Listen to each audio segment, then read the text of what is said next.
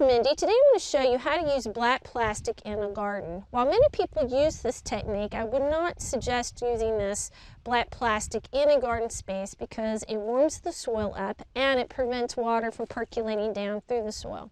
If you choose to use this technique though, just keep that in mind.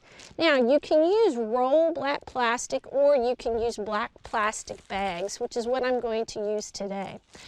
To begin the process, you will need to prepare the garden area to your liking, removing any stones, sticks, etc. that might get in the way. This is very important when you're dealing with plastic because you don't want holes poked in plastic in locations you don't want holes.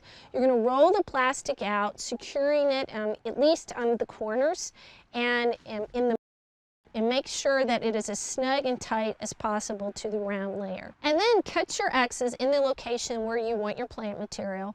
Open the X's up and plant as usual. Don't forget to close up the X's. That will keep any type of weeds from coming up from the ground into your garden space area.